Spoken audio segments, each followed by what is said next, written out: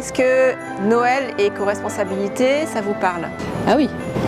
Et quelles sont les petites ou grandes actions que vous faites dans ce sens-là? Alors maintenant, j'évite d'acheter des sapins. J'essaye de faire plutôt des choses moi-même en décoration.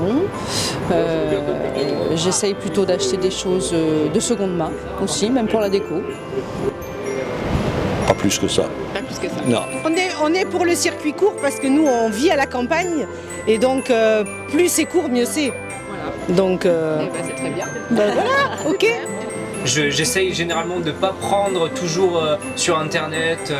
J'essaye vraiment d'aller dans le petit magasin du coin et de faire plaisir aux commerçants, de faire marcher les commerçants.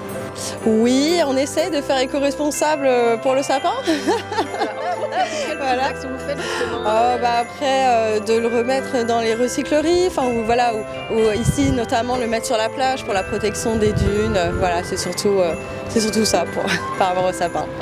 C'est compliqué, hein. Noël c'est la consommation.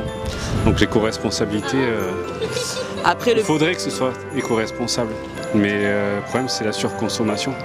Après le Père Noël peut maintenant faire des cadeaux un petit peu de seconde main et voilà, c'est de plus en plus on se tourne vers ça de toute façon.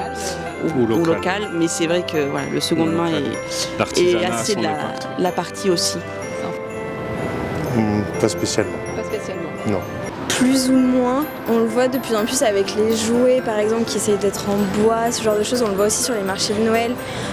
Mais après, pas plus que ça non plus, je vois pas forcément ce que par exemple moi je peux faire au quotidien. On essaye quand on peut en tout cas et qu'on voit des choses qui peuvent un peu différencier de ce qu'on peut trouver tous les jours dans les grandes surfaces et que tout le monde peut avoir. Je trouve que des fois aller dans les petits marchés comme ça, on voit des choses qui différencient et du coup ça fait toujours plaisir d'avoir quelque chose d'unique en fait sous le sapin. On arrête avec le verbe avoir et on prend plutôt le verbe être, c'est-à-dire être ensemble plutôt que d'en avoir plein les armoires comme disait Souchon. Pourquoi pas.